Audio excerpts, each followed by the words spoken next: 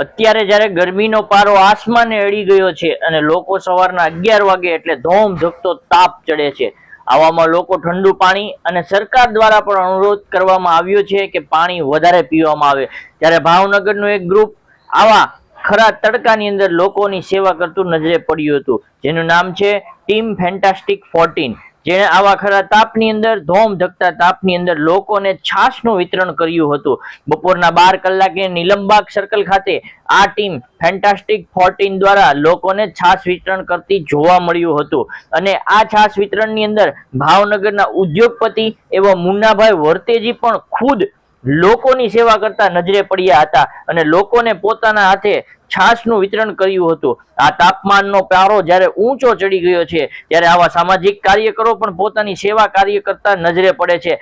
આ છે સમાજના સાચા કાર્યકર। સંધિ જાગૃતિ ન્યૂઝ તંત્રી જાહિદ મદ્રા, ભાવનગર।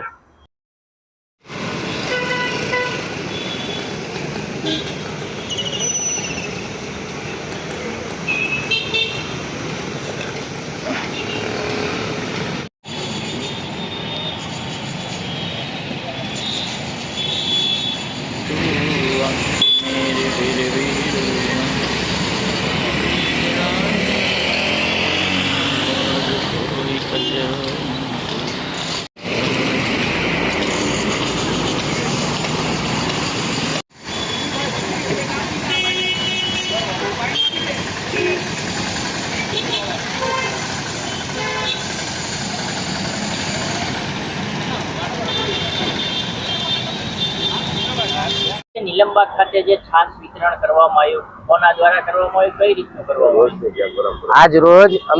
આજ રોજ અમે ફેન્ટાસ્ટિક 14 ગ્રુપ છે અમારું, જેમાં અમારા બધા ભાઈઓ છે કે જેને છાશ વિતરણનું આજે આયોજન કર્યું છે અને આ ગરમીઓમાં છાશ વિતરણ, લીંબુ શરબત અને અલગ અલગ વસ્તુઓ અમે આપીએ છીએ। આવનાર સમયમાં શું પ્રોગ્રામ રહેશે? આવનાર સમયમાં અમે અમારું આગળનું જે કાર્યક્રમ છે એમાં દર રવિવારે શરબત, લીંબુ શરબત, લીચીની બોટલ, છાશ એ બધી વસ્તુ અમે વિચારી રહ્યા છીએ।